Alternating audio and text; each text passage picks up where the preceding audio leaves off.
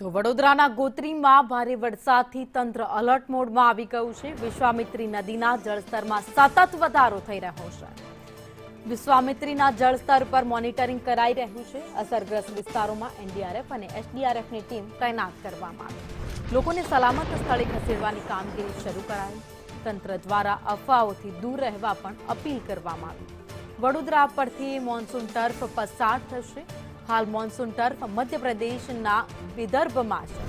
સાંજે વડોદરા પરથી ટર્ફ પસાર થવાનું છે, ત્યારે હાઈવે પર જરૂરી હોય તો જ મુસાફરી કરવી તેવી સ્પષ્ટ સૂચના કલેક્ટર દ્વારા આપવામાં આવી।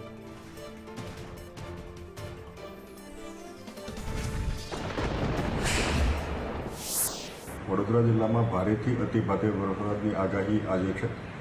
આજે સાંજે 5 વાગ્યાથી લઈને આવતીકાલે સાંજે 5 વાગ્યા સુધી મોન્સૂન ટ્રફ પાસ થવાનું છે। હાલમાં મોન્સૂન ટ્રફ વિદર્ભ અને દક્ષિણી મધ્યપ્રદેશના ભાગમાં છે, જે સાંજના સમયે વડોદરા અને આસપાસના વિસ્તારમાં આવશે, ત્યારે ભારે વરસાદની આગાહી છે। જિલ્લા આપત્તિ વ્યવસ્થાપન કેન્દ્ર દ્વારા તમામ વ્યવસ્થા કરવામાં આવેલી છે। તમામ ટીમ સાબદી છે। અધિક કલેક્ટરની ટીમ દરેક તાલુકાની અંદર ડિપ્લોય કરવામાં આવેલી છે। Round the clock control room ચાલુ કરવામાં